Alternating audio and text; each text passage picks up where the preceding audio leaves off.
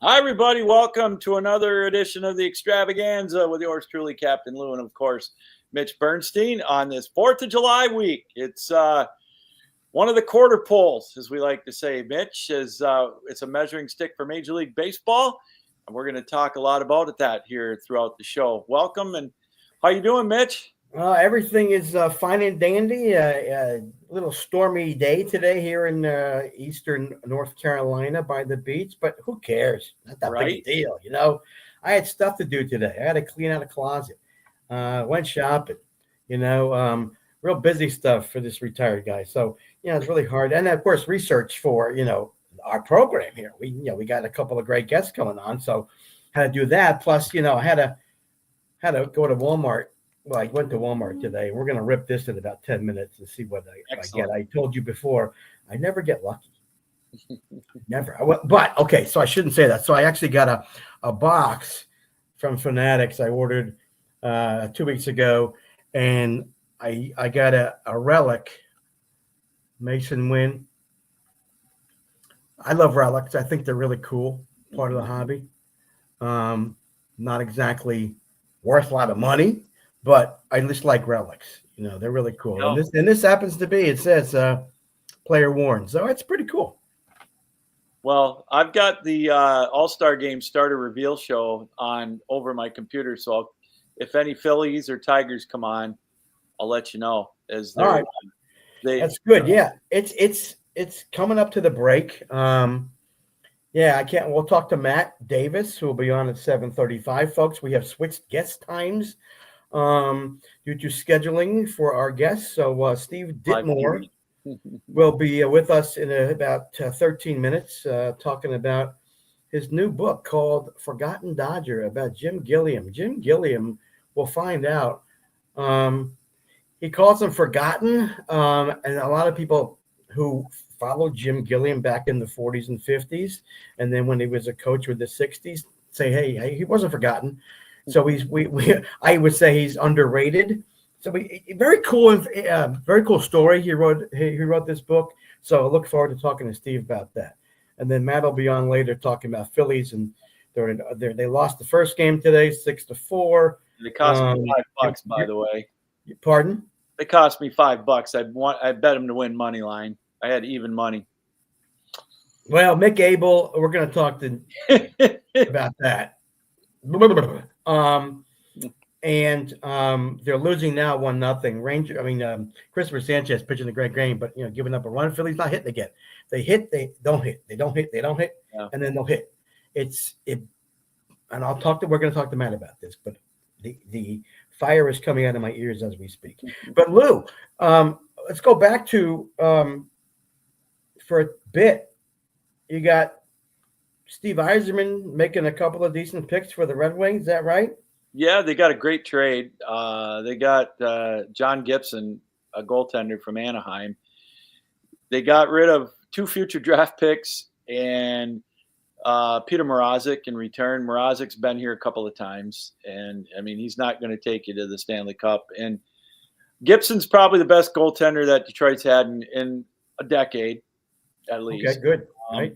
He has toiled in Anaheim, and people are going to say, well, his numbers aren't that great. Well, okay, yeah, that's because he played on some really god-awful Anaheim teams. And so he's 31. It's a stopgap. Detroit's got 2 really good goaltenders in their system. They've got Sebastian Casa in Grand Rapids, who, in my opinion, should be given a chance to start along. He should be on the parent club next year, but they also have Cam Talbot, so we'll see. And then they got a kid at Michigan State that he's only 20 years old. He's going to be 20 years old. And Michigan State's going to have one of the best, if not the best, college hockey team in the country.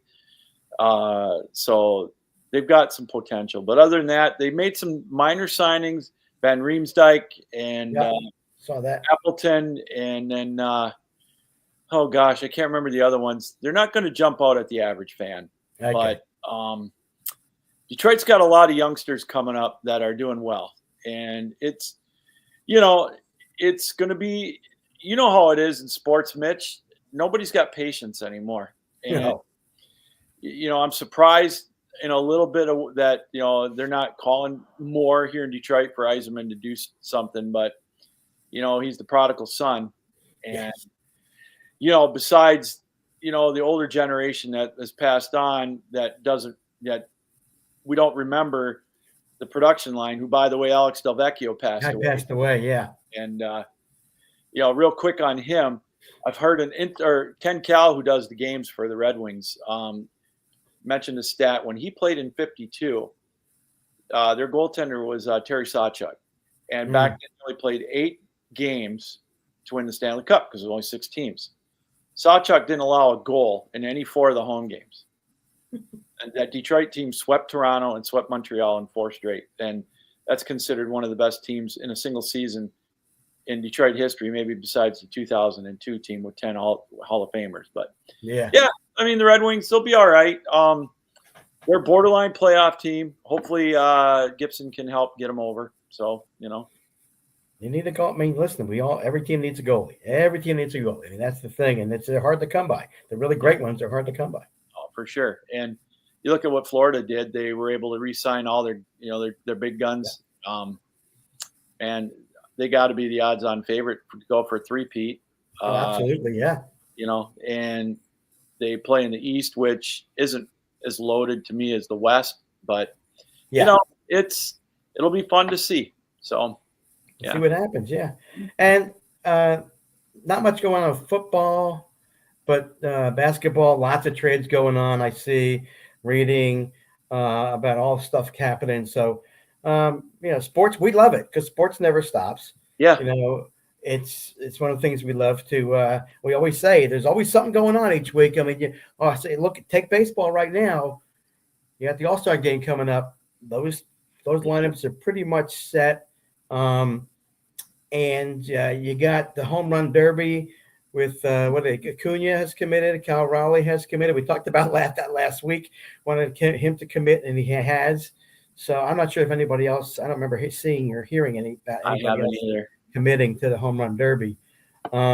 Mets are on a historic losing streak, but yet I wish it'd say streak, but they've lost 14 out of 17, which is great for the Phillies, but the Phillies can't take advantage. I mean, they should be winning. They should have a lead of at least 5 games. The damn bullpen, this guy Dombrowski did a crap job in the offseason. And again, we'll talk to Matt about this when he comes on later, but it's absolutely insane. These guys stink. You can't hold a freaking lead. I could go out there and pitch as good as any of these guys. I'll give up a home run when we have to. Matt Strom, great guy. He's a card collector, right? People love him. He's in the community with cards. People love him. Every time he goes out, every single time he goes out, he gives up a run. And I think it's about a 5-game streak. It's ridiculous. It's, again, I got myself started again. I got to stop because so let me do this. Speaking of cards, how about a segue? I told people in the card community I was going to rip this pack tonight. Are we ready to rip this thing? Ready? Yes, rip it. You need some therapy. Rip it. Oh, hey, by the way, my Tigers are up 12.5 games. So they just don't lose. It's just nuts. I know. 11-2 today or whatever it was. Yeah, let's see. They're scoreless right now, I think. Let's see. Actually, they're losing 2-0 in the bottom. Oh my! So too bad. Yeah, Flaherty is pitching now. Bases loaded. 1 out. Okay, so you got Mets, Jose Siri, not a rookie card. Dustin Harris, rookie card for the Texas Rangers. Michael Harris, disappointing year for the Braves. Not my problem. Kyle Stowers from Miami. Joey Loperfido. Sorry. Again, nothing. No great shakes. Milwaukee Brewers card. No big deal. Grayson Rodriguez starting off just as I thought I would. Simeon Woods Richardson, the Twins. Again, nothing to shake your head, nothing to be excited about. Bo Naylor, nothing to be excited about. Taiwan Walker, nothing to be excited about. Brady Basso from the Athletics, a rookie card. Not really much to get excited about. Elias Diaz, I'm striking out here. I'm telling you, this is not good. Padres, another Padres. Hugo Rosario, no good. Daniel Schneemann from the Guardians, rookie card. Javi Baez, Casey Schmidt. So far, nothing to get excited about. Ben Kasparius, Dodgers rookie card. American League Team Twins card. Joey Estes, Athletics. Ebra Cabrera with the Marlins. This is like killing me. Yariel Rodriguez. American League White Sox team card. Darrell Hernandez. Bobby Miller.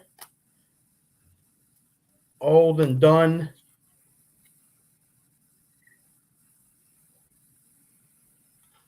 Mr. Max Scherzer. Insert 35th anniversary Albert Pujols. It is not numbered. Okay, I'll take this one. I mean, Yamamoto. Yeah. Another insert. It's the Stars of MLB, but not his rookie card. Kobe Mayo, rookie card from the Orioles. Christian Walker, the Astros. Michael Kopech. Johnny DeLuca. Not exciting. Walter Pennington, rookie. With the Rangers. Again, it's like a wasted money. Mason Miller. The Athletics. John Singleton, been around forever. Hasn't done much at all. Victor Robles and rookie card Billy Cook. I did get nothing out of this pack. A few low-level rookie cards. We need to signal to the bullpen because our first guest is ready. Let me just give a quick update. Oh my gosh! So this is funny. The reverse jinx has happened. I can't stand Max Kepler. I want him DFA'd. Mm-hmm. He got a hit his first time up in this game, and he just hit a 2-run homer. Well, there you go. So the reverse jinx is working. But there is no reverse jinx on our first guest. This guy out of the bullpen. Take him out of the bullpen. Steve Sayo, nice to have you with us. Thanks for allowing us to bring you on early. Appreciate that very much. Absolutely, guys. Happy to do it. And you got a Ben Kasparius rookie card. I mean, he's tearing it up for the Dodgers. Come on now. Okay. I'll let that go. My bad. I apologize. I'm not following the Dodgers that much. I have to do more homework, I guess, Steve. Thank you. I will now do that when I get off to the show. Yep. I appreciate your input. Steve, you've written a fantastic book, though I haven't read it yet. I've gotten some information from the internet. Mm-hmm. And I saw a podcast that you're on with Andrew Moranis, which was great. So I'm gonna ask you some basic questions, and I pulled off the internet, even just the Wikipedia. How about Jim Gilliam, right? And I heard from you on that podcast how good this guy was, mm-hmm. right? Yeah. So tell me about what was the reason why you wrote the book? Yeah, no, I appreciate the opportunity to talk about Jim Gilliam. As a lifelong Dodgers fan, I had always wanted to try and tackle a book. I work in higher education. I'm a dean of a college of education, human services at the University of North Florida, and had always wanted to try and do this. I have the academic writing background, journalism background. I always wanted to do this. As I kept researching about subjects, Gilliam's name kept coming up as someone who, really was unsung, underappreciated member of 7 World Series teams with the Brooklyn and Los Angeles Dodgers. He won 4 World Series titles with the Brooklyn and Los Angeles Dodgers. The only other 2 players on rosters for 4 World Series winning teams were Sandy Koufax and Johnny Padres. And Koufax didn't play in 55, and Padres didn't play in 65. So Gilliam's the only one to play in 4 of these. He spent 5 years in the Negro Leagues, 1 year in the Negro Southern League with the Nashville Black Vols as a 16-year-old, dropped out of high school, and spent 2 years additionally with the Dodgers' top minor league team in Montreal, ostensibly because the Dodgers already had 4 black players on their rosters, and they weren't not ready to break that new barrier of having 5. In fact, it was July 17th, 1954, when the Dodgers finally had a majority black lineup, and they were the first major league team to do that. He won the 1953 Rookie of the Year. He is in the top 10 in a number of Dodgers statistical categories. He's in the top 15 in a number of Major League Baseball World Series categories. He played in 39 World Series games. He received 0 votes for the Hall of Fame. He has his number retired by the Dodgers. He played alongside, in the Negro Leagues, he played against Josh Gibson, Satchel Paige, Cool Papa Bell. He played next to Duke Snider, Jackie Robinson, Roy Campanella, Sandy Koufax, Maury Wills, Don Drysdale, the list goes on. He coached the Dodgers from 67 when he finally did retire until 78 when he passed away from a brain hemorrhage on the eve of the 78 World Series. I just felt like his was a story that was easily disregarded, but it was one that is worthy of telling because he, to me, and what fascinated me about this was he was at all these different gates of integration in baseball. He joined the Dodgers after Jackie Robinson. Mm-hmm.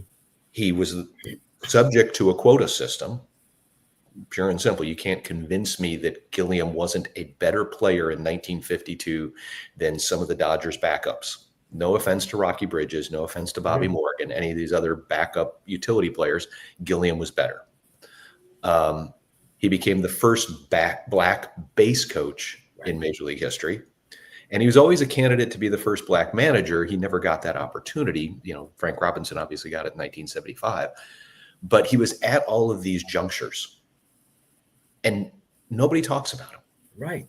And so that was the impetus for this. I wanted to bring life to somebody that I remember as a kid growing up, going to Dodger games in the 1970s, seeing him coaching first base. I remember the little 19 that was on the sleeve after he passed away. Yeah, and when I saw this and you had written the book, I was like, I know I've seen him. I mean, and then I went back to look at how, you know, when I emailed you that, you know, he's been gone for a long time. And yet I remember watching in the 60s and hearing that name.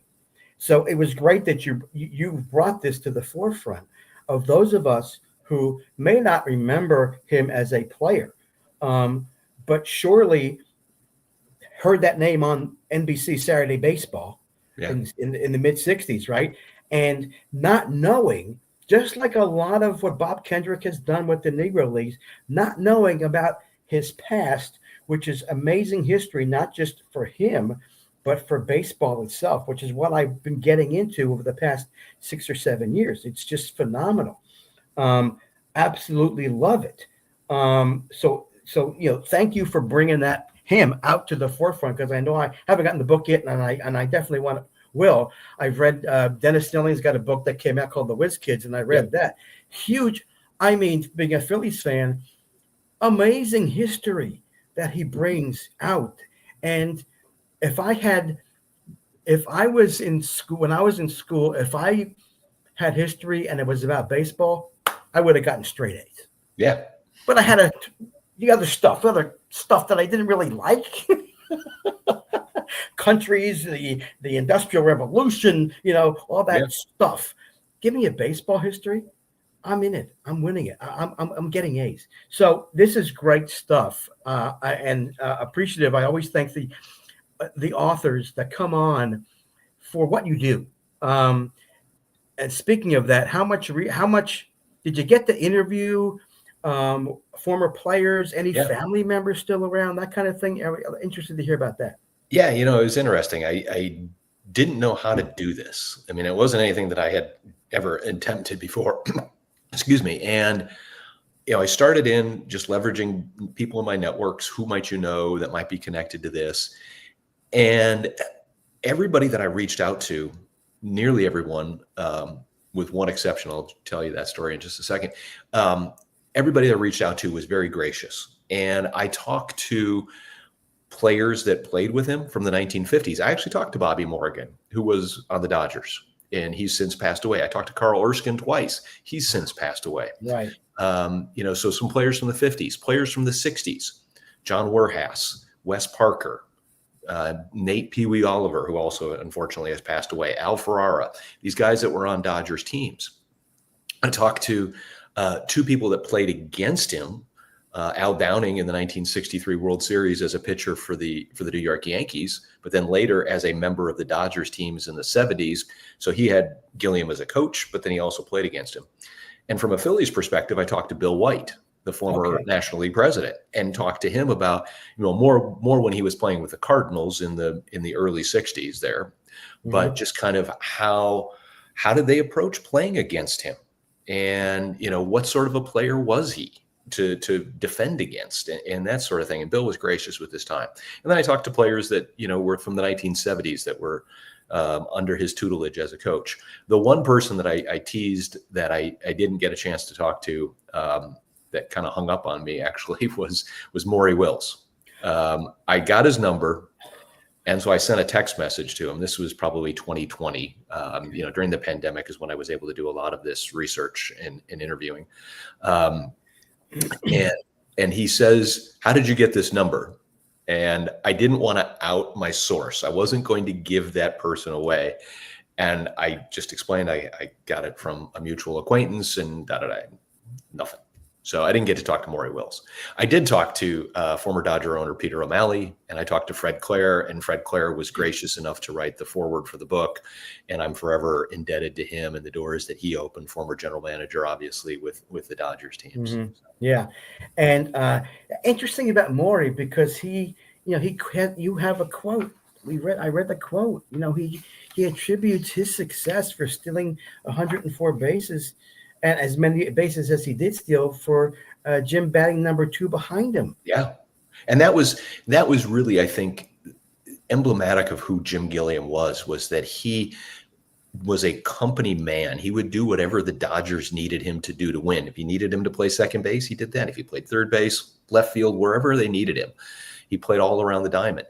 He would take pitches to allow Wills a chance to steal. He would foul things off. He would, the Dodgers' way of scoring in the 1962, 1963 was Wills gets on first base, steals second, Gilliam then grounds out to second or somehow hits it to the right side of the infield, move him to third, and let Tommy Davis hit a sac fly. And that was it. And then you go let Koufax or Drysdale shut everybody down. And that was how they won the game. And, so his unselfish nature of putting the team first. He wasn't a power guy. He only hit 70-ish home runs. He did hit 17 triples his rookie year with the Brooklyn Dodgers in 53, which led the league at that time. But he wasn't a big power, big RBI guy. He had decent speed. He could, beat out a bunt occasionally, not get doubled up too often. He hit from both sides. He was a switch hitter. So, whether he needed to go the opposite way to hit behind Wills, whatever he needed to do, that was just kind of the approach. And there's a quote also by Walter Alston.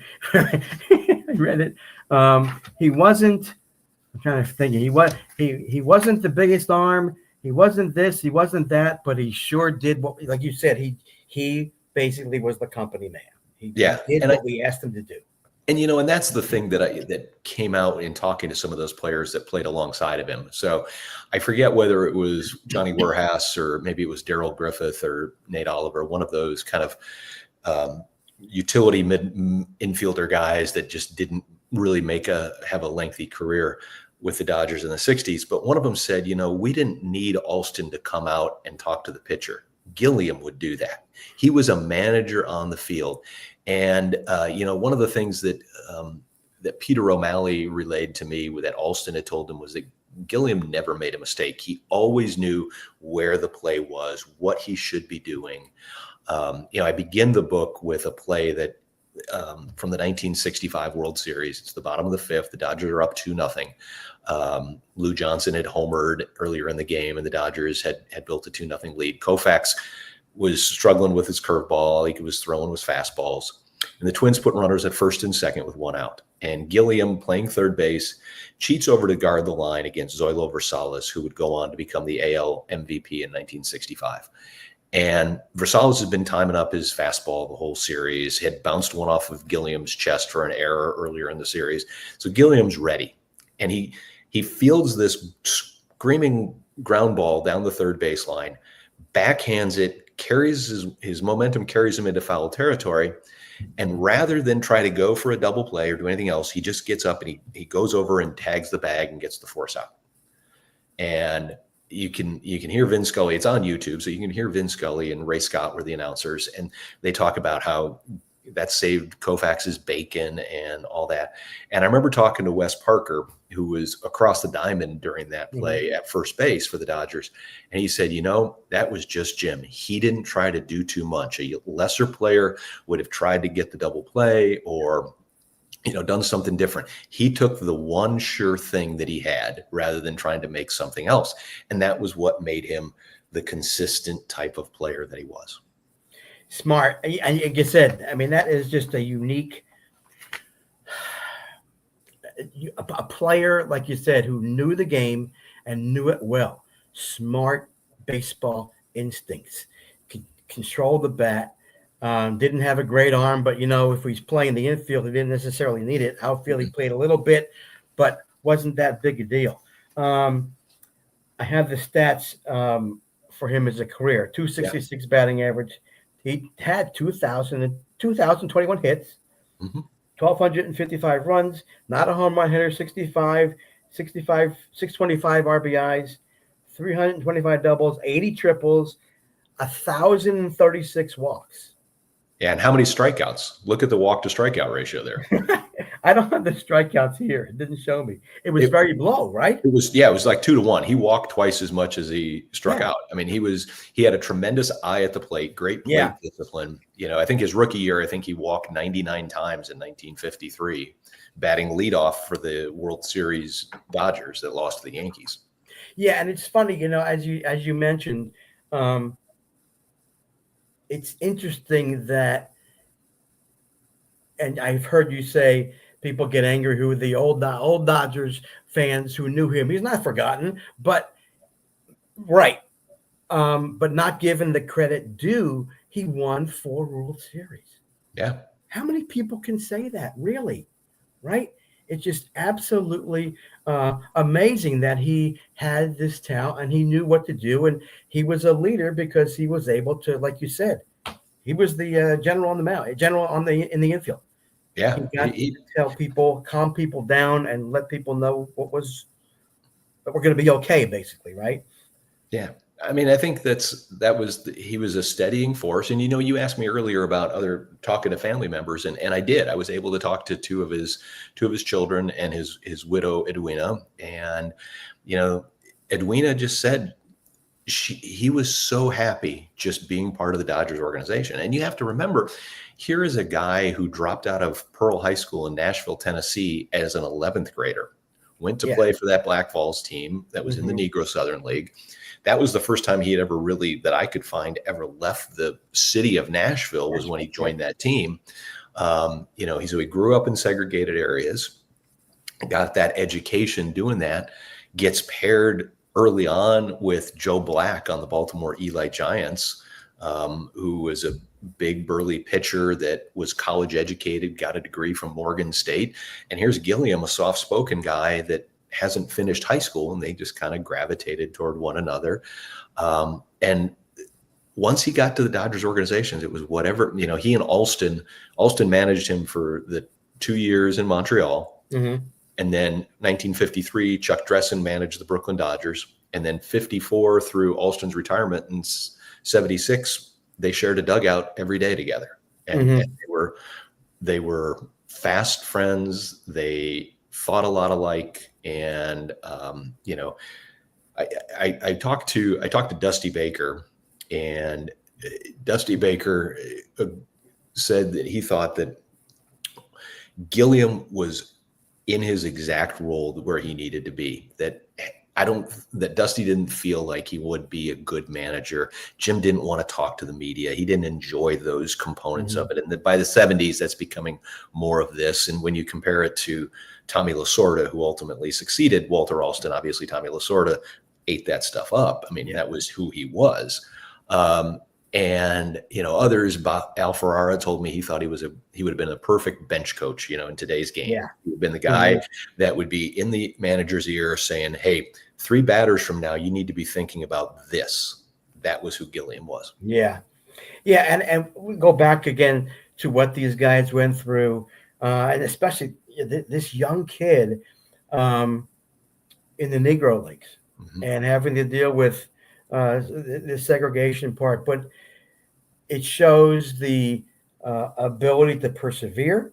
It shows the ability to problem solve and basically just get along and do your thing through those times that none of us can imagine what it was like to have to deal with that.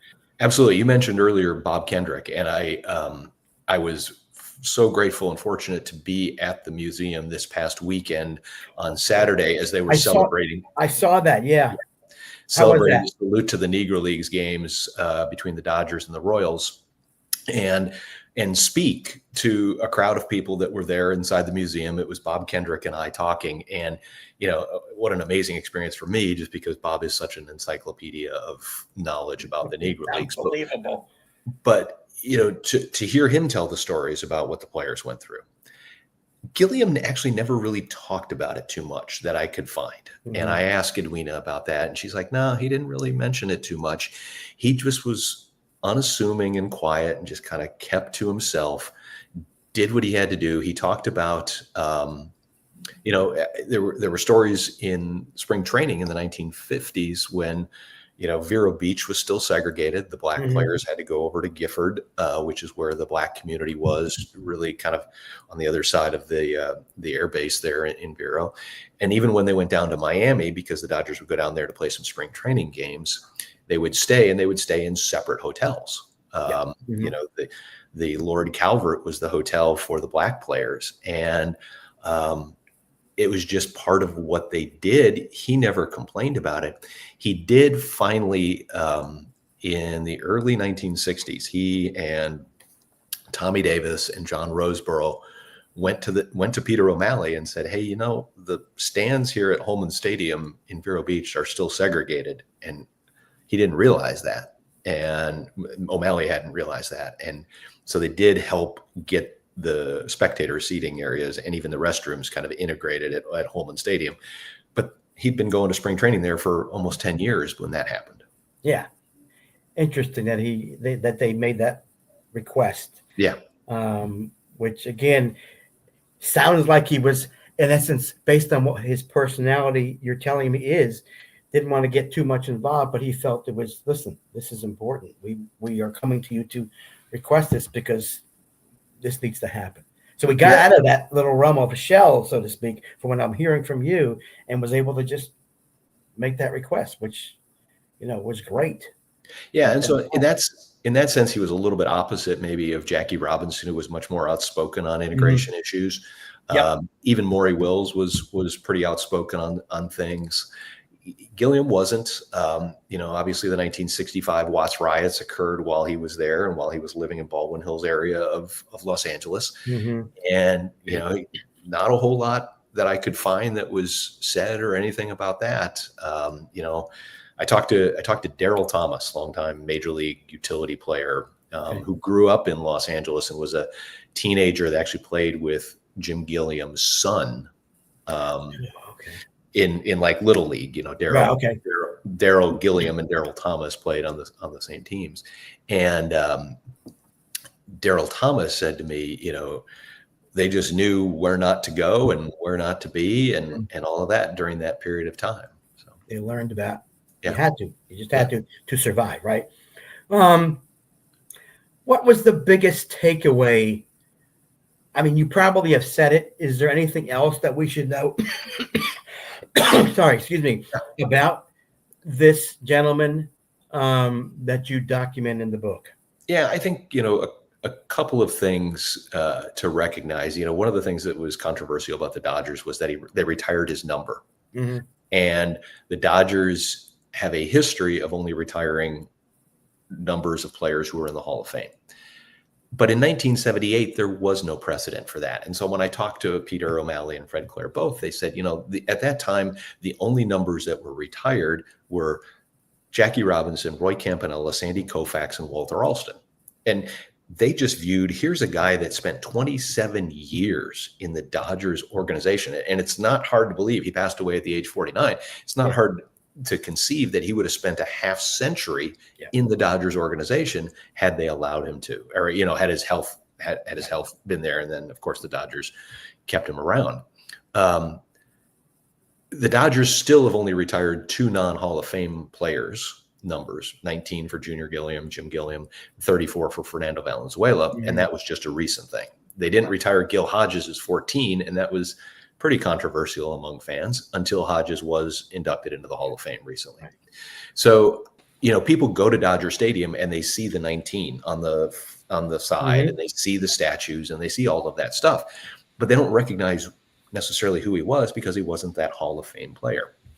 And the other factoid that I found about him that I think is really, really will win you a trivia contest if it ever comes up at a bar somewhere. Okay, I'm going to write this down. Hold on a minute. Jim Gilliam is the only player in baseball history to hit a home run in the Negro League's East-West All-Star Game and the Major League All-Star Game. That's a really cool stat. It is. So 1950, he hit one in the Negro League's East-West All-Star Game off of Vibert Clark. Now, you can argue, and Major League Baseball doesn't recognize the 1950 season because talent had left the major leagues, or had left for the major leagues, excuse me. So you can argue that, was that really the East-West All-Star Game?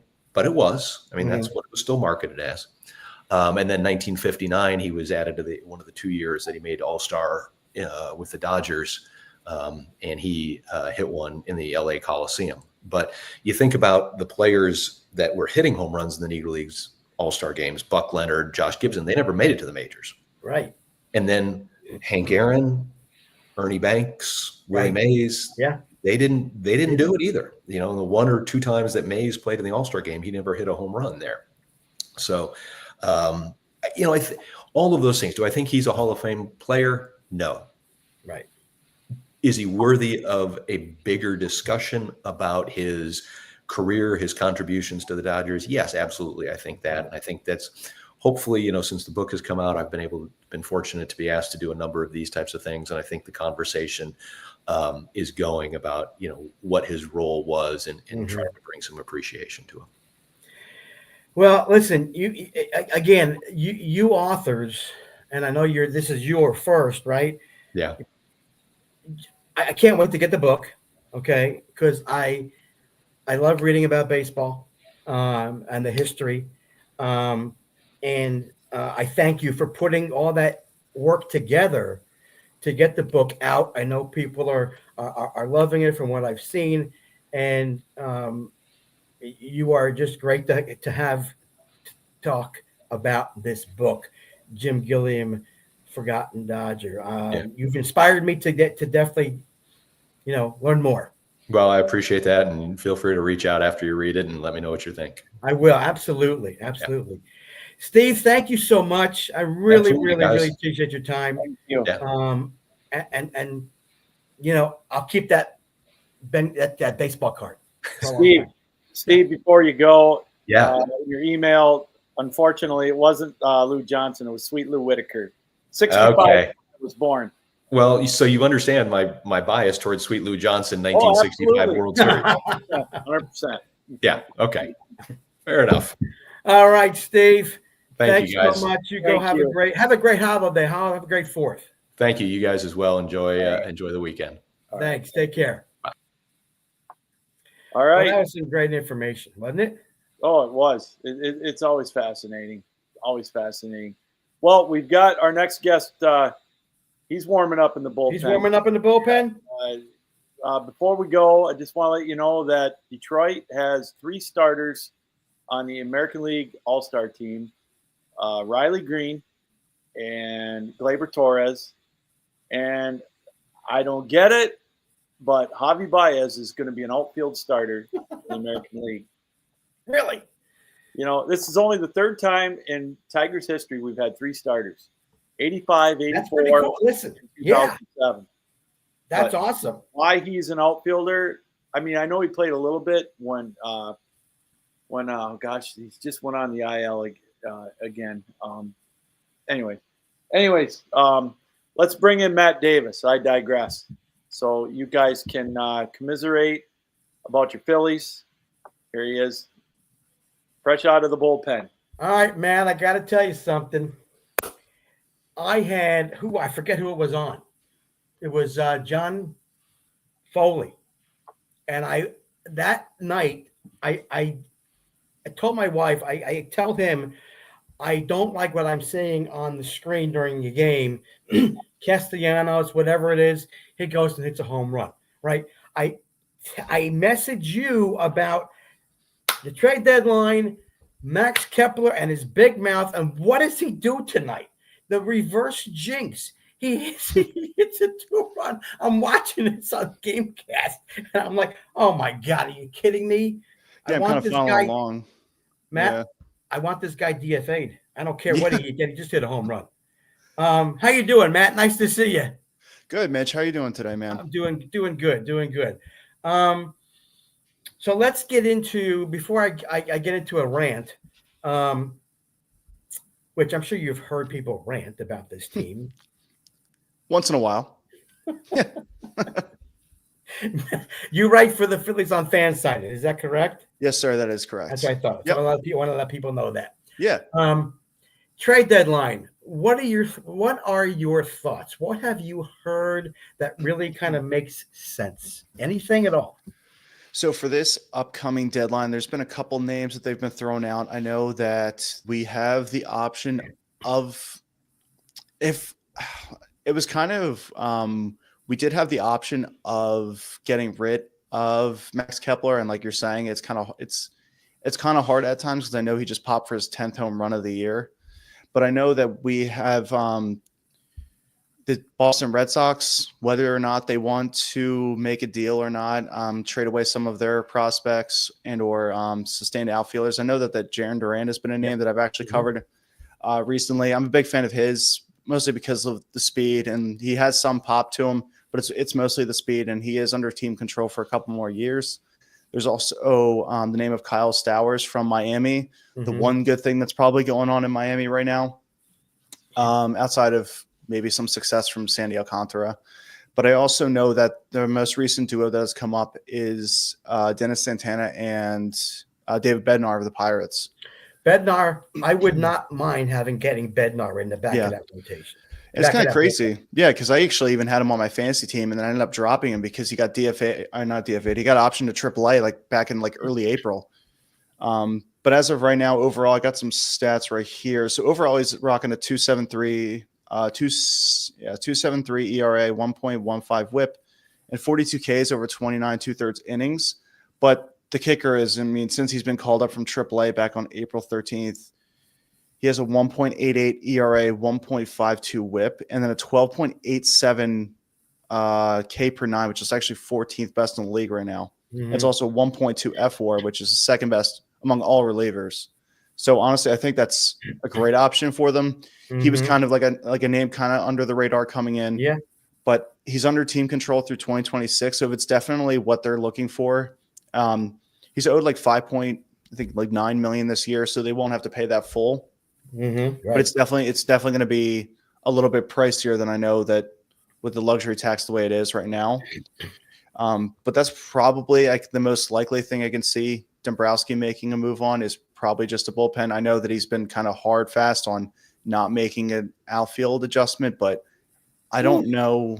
I know we'll probably get into the Kepler debacle with what he had to say about his playing time and everything in a little bit, but yeah, I would love for them to make another outfield move just to get like some kind of like regular outfielder. but it's most likely going to be a bullpen arm that we're going to have to kind of, do again. I would. So I hear you. And Duran, I heard about, I think it was yesterday or 2 days ago, which I'd be fine with. Yep. Marsh has been better. He has. Yeah. I don't like me. Rojas, no. I would like to, who I like is Otto Kemp. Yeah, I mean, they've kept him up since Bryce came back, and he can kind of fill in wherever he needs. But honestly, if they're not going to make an outfield move, I would love to see him develop more and keep him at the major league level. He's proven that he can play at this level, and he doesn't look overmatched or anything like that. He looks like he belongs. And if they're not going to make it with another outfielder, not going to make another move, I definitely want to see Kemp stay. Absolutely. And you put him in left field on a regular basis. I mean, you can just really, I looked it up. Kepler's on a 1-year deal, $10 million. They've already paid half of it, obviously. Yeah. Get rid of him. Just DFA the guy. He's batting 207. I don't care what he did tonight. Yeah, I mean, that's what they did with Whit Merrifield. Just DFA him. Yeah. Otto Kemp, he's proved to me that he can hit major league pitching.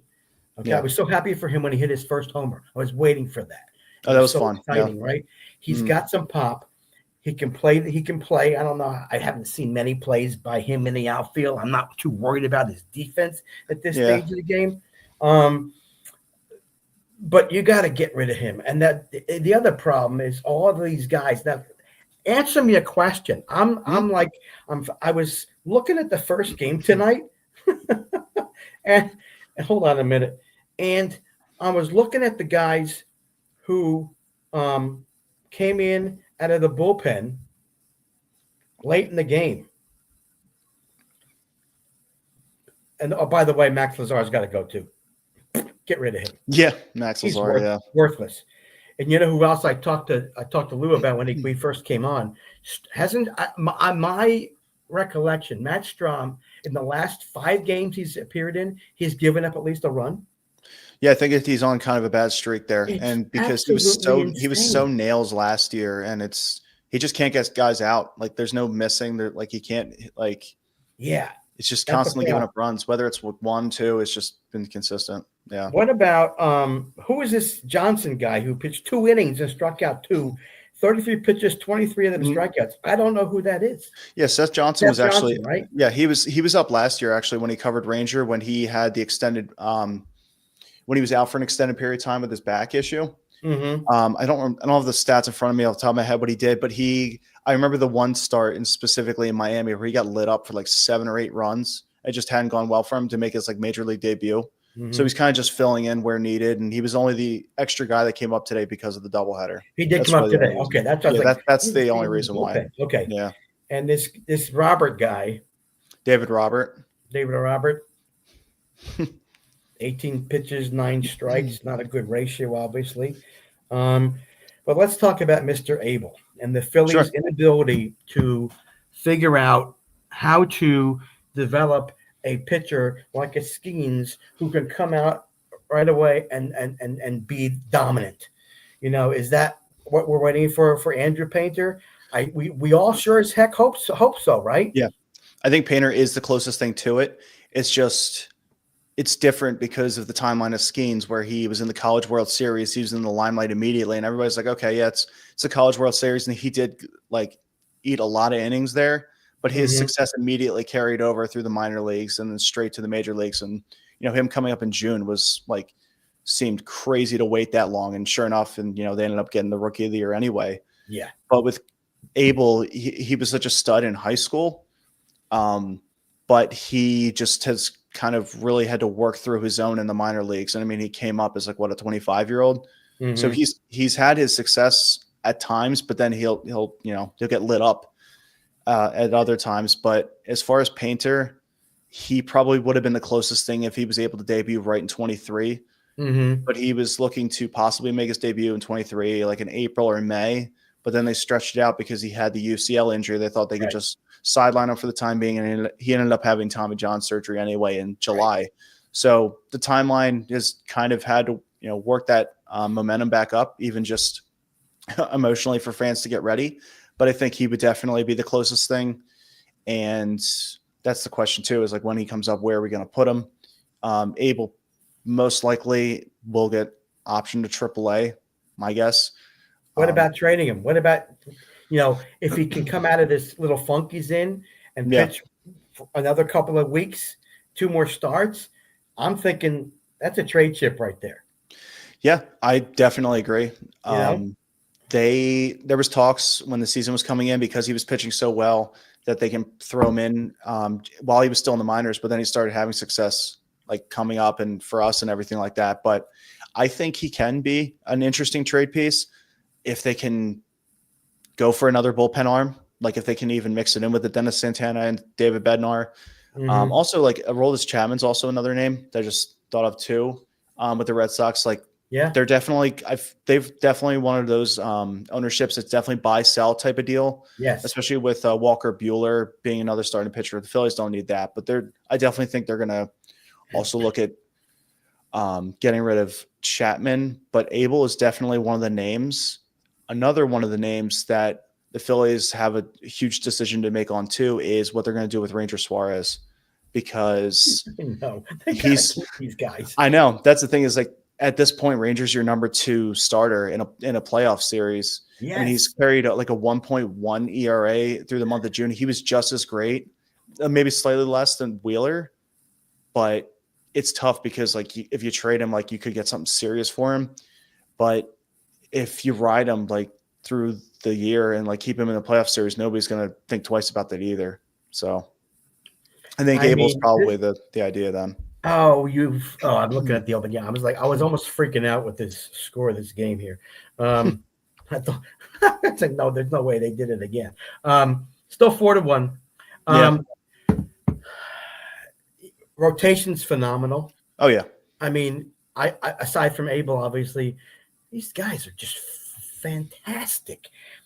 I mean, it's just great to watch these guys. So focused, great. I mean, that changeup that these guys have now. Oh, remember Cole Hamilton, his changeup? Oh yeah, man. Oh, wipe out. Phenomenal to watch. So the pitching, the starters, I'm not worried about. It's this damn bullpen that's killing us. And that's the thing. Sorry, I don't mean to cut you off. Ahead. It's just like, also, like, if we're being honest, it's 4 starters in a playoff series too.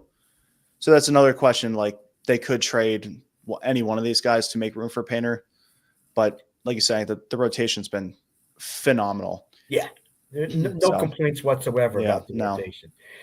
However, we get to the Max Kepler issue. You're an idiot if you open your freaking mouth and you're batting 207. Yeah. Okay. You're batting 207. I'm not getting enough playing time. Yeah. Okay. Fine. How about I play better? My problem maybe a start. They don't have any balls to make moves. They have. I've rarely made a move from as long as I've been watching, 26 years. They've rarely made a move in the middle of the season, rarely, to say, you know what, you stink, you're gone, see you later, Max. Otto, you're playing left field on a regular basis. I wish they had the guts to do that. I'm not a big Castellanos fan either. But he has produced. So I'm not going to be that bitchy about him. Other concerns I have going forward, JT. Yeah. JT, and I had Jessica Brand on a couple of weeks ago. This chase rate is at 29% as of when she came on. Okay. I'm sure it's there or even worse. They're like amongst the top 9 worst chase rates in the league in Major League Baseball. Yep. And JT's he is just absolutely the worst. I mean, you and I could get up there, throw him a 50-mile-an-hour fastball over his head, and then throw him a curveball low and away. He'll swing at it. Yeah. I wonder, does he need glasses? I mean, and I'm serious about this. How is he so bad? And Trey's the same way. And Castellanos is the same way. These low and outside pitches, they're swinging at Trey Turner and all 3 of them, balls in the dirt. And they're swinging. Castellanos, 4 feet outside. JT, 4 feet outside on the curveballs or the sweepers. They swinging. I don't understand how they just don't I mean, listen, Trey's batting 290, whatever it is right now. That's fine, but they've got to cut down the chase rate. And let me tell you this: there was only one game I watched this year where I think they scored 11 runs. They did not swing for the fences. Those swings were short, compact. Yeah. They hit doubles and singles and scored 11 runs, or I think something like that. They scored a lot of runs. That's the only game I've ever seen them do that. They're all, I mean, so give me your thoughts on all that. Yeah. So just like briefly on what you most recently said about the small ball, if we're being honest with ourselves, the way this same kind of roster construction has gone the last couple of years, like the last 3 years specifically, since like 2022, the World Series window opened, if you will. They've not been like a homer happy team. I mean, at times they've been able to, but like sustained like something like the Dodgers, or even like Cubs at this point this year, they're not like they don't hit the most home runs in the league. So sometimes that's when you'll see where these guys are chasing all the time and they're, scoring like 2 runs for like, they're averaging like 2 or 3 runs over like a 10-game span, is because they're not built to, I mean, by the time like Schwarber hit his 20th home run, I don't think most of the starters even had like 6 or 7 at that point. Right. So it's just like, there's not like a collective group, because they're, Schwarber's the only one that can consistently hit over 40, which is fine. I mean, that's great to have it. But Harper, whatever question that he has about like how much he can sustain going forward as far as like a power perspective. I mean, Castellanos hasn't been able to hit 30 home runs since he came over in Philadelphia. And the rest of the starters, JT, I can't remember how many he hit, like 2022. I mean, he was actually like MVP candidate at that point. But as far as like Trey, one thing I did cover extensively with his plays, I know that like Rob Thompson and him had a discussion early on in the year with him cutting down on like more of the uppercut and letting his swing kind of more play more natural. I think overall his game is not going to be hitting over 20 home runs, but he is hitting at a 300 clip. He isn't getting on base a decent amount. And he also, he's stealing like 20 bags, which he only stole like 19 over all of 2024. Okay. So, but he didn't he get picked off today? I think I missed that. If he did, I'm not sure. He did steal his 300 base in his career though, so that's exciting. Yeah, but you got to stop the base running blunders. Come on, it's just ridiculous. And then Schwarber, his last at bat, he was going for it. That pitch was at shoulder height. Be smart. They don't seem to be very smart in a lot of their at bats. Yeah. I just don't. Swinging it. During that slump, they were swinging it. Like Marsh came up and was, or I forget who it was, with a reliever, and you're swinging at first pitches and grounding out to third base or to the infield. Right. Yeah. Take a pitch and look at what you get. Look at what you're getting from these pitchers. The pros, can they hit? Maybe, but wouldn't it be better to wait and see what the guy's throwing? And sometimes I wonder if they're even doing their homework and looking at what these guys are throwing. But they're up 4-1 now. Yeah, I'm seeing that now. I'm covering it. They've got 8 hits. Sanchez is doing a hell of a job, right? He's through almost through 75 pitches, 52 for strikes. He's phenomenal. Zach's phenomenal. He's a machine, man. Like, he just ground balls. I think he had at one point he only had like 1 fly ball through like 5 innings. Is that right? Yeah. One was a line drive. There's a hit right now. Of course, we just talked about him, and he got a hit to right field on the changeup. But keep the ball in the ballpark, keep it down. I mean, that's the problem has been with these relievers. I mean, Kerkering's fine at 98, but if you're throwing the ball up in the strike zone, they're going to hit you. Yeah. And Strom's at 92, 93. They're going to hit you unless you place it in the right spot. Which he was, these other guys, what he was able to do last year, it's just not being able to hit the spots as well now. Yeah, I mean, listen, Kerkering, he's just got to be more consistent with throwing. Listen, coming out of the bullpen, I want to see them throw first pitch strikes. Yeah, they've gotten better, but they're not there yet.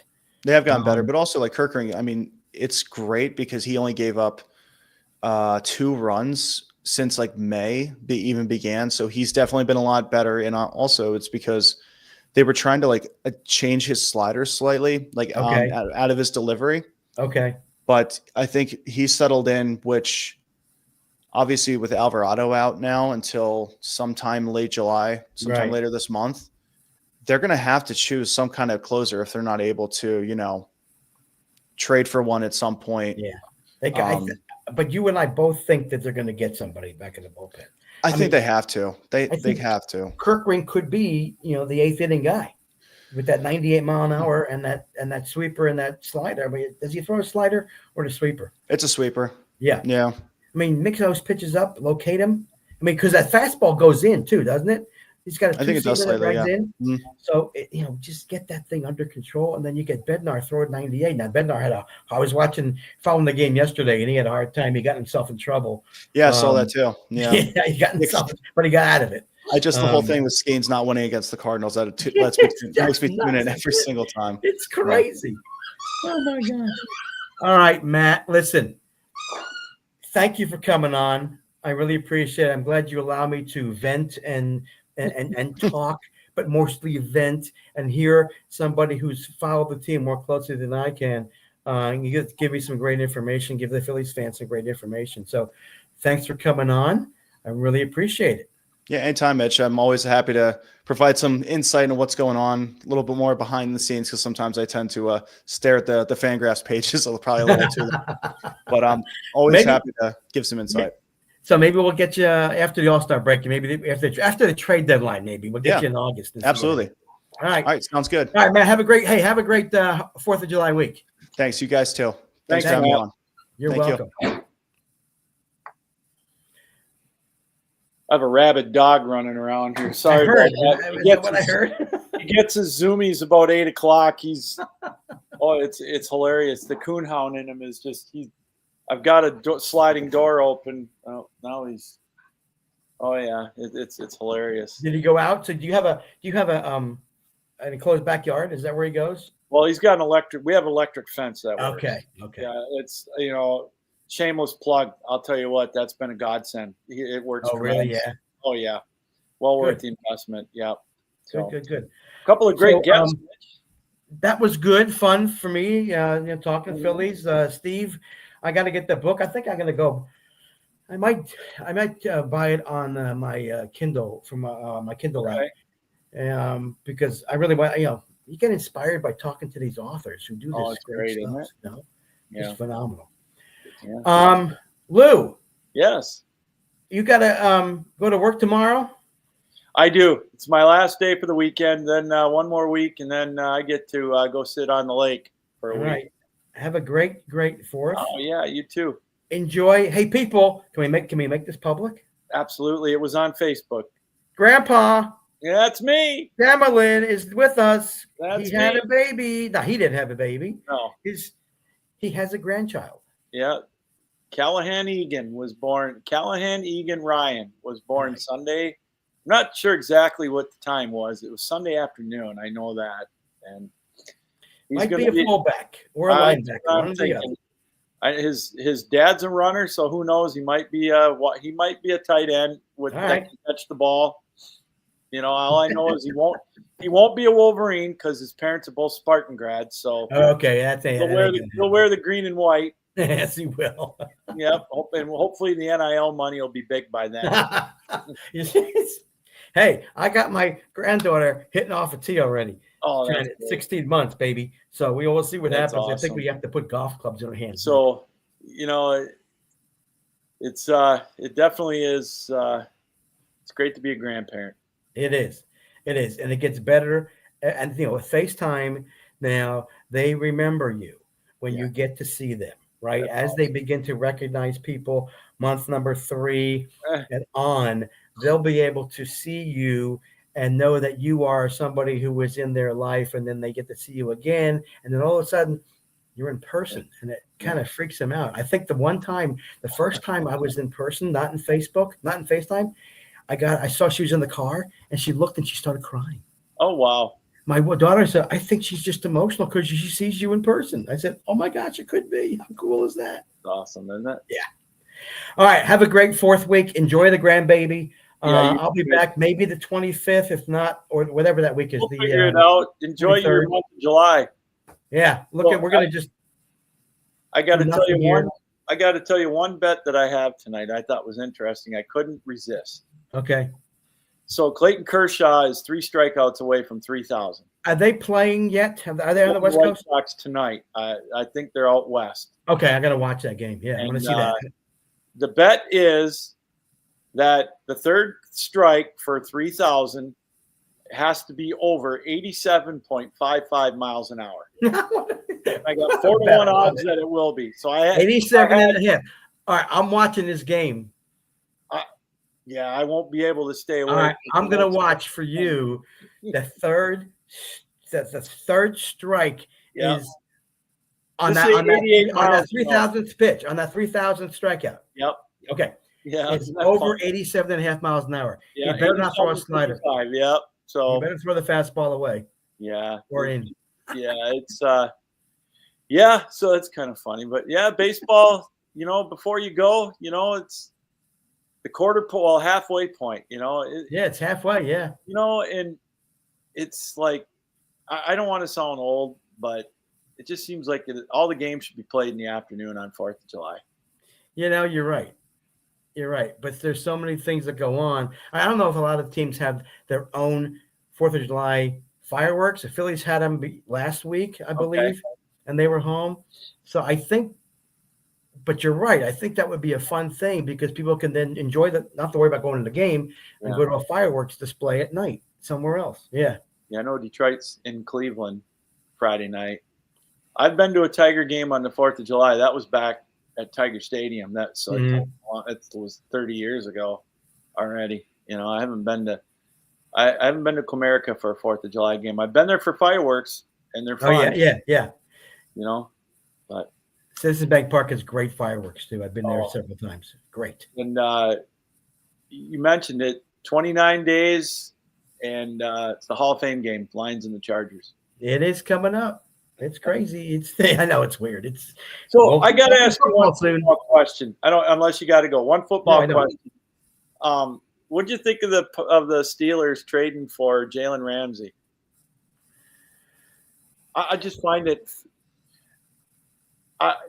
All you hear, Mitch, about I always want to call them the Pirates, about the Steelers. Yeah. Is they're a class organization, team players, blah blah blah blah blah.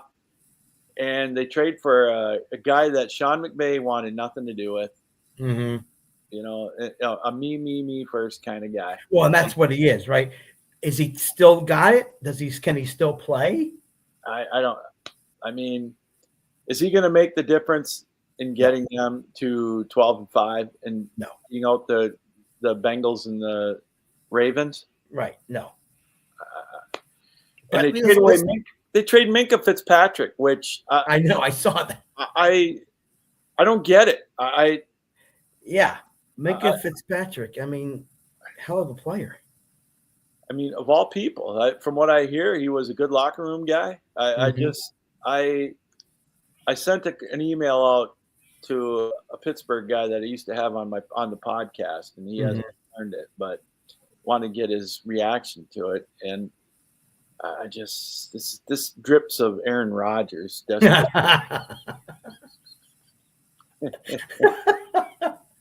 Oh, this is going to be a fun season to watch him there. Oh my Lord! I can't wait. It's going to be fun to watch. Yeah, Detroit Lions and Eagles play later in the season, so it's going to be fun to watch that one. I think is that a Sunday night game? I don't remember. I saw the schedule, but I don't remember what it was. Yeah, I think it's a primetime game. I'm just not sure. I know it should be. Well, it's not. It should be, right? Yeah. So, all right, Mitch, I'll keep watching. I'll keep watching your Tigers win. I'll keep getting frustrated by Phillies, even though they win. Let's see. They're down 3-1 right now. But you got what's your lead now in the Central Division? Top of the fifth, Tigers are. What's your lead? 12.5 games right now. It's not going to be anything less than 10. You guys got that wrapped up. And I wonder who Detroit's going to trade for. I mean, I would like them to get a right-handed stick, maybe Suarez, or I know they're talking about, people are talking about getting Bregman. Oh, really? Oh yeah, that's the hot rumor in Detroit. That Boston made a mistake and they want to get him, but I don't know. We'll see. I'll believe it'll that. be fun. It'll be fun. And we'll be back right before the trade deadline. So yeah, that'll be fun. Good. All right, Mitch. Lou, go to bed. Go to bed. Right. Have a nice 4th. Enjoy the baby. Yes. I'll see you in 3 weeks. Sounds good. Soon. All right. All right. Thanks, take care, everybody, for tuning in tonight, welcoming us in your homes, on your computers, laptops, however you watch us here on the Extravaganza. For my tag team partner, Mitch Bernstein, yours truly, Captain Lou, saying keep your heads up, keep your sticks down, keep your feet moving, and as always, keep your minds open. So long, everybody. Take care.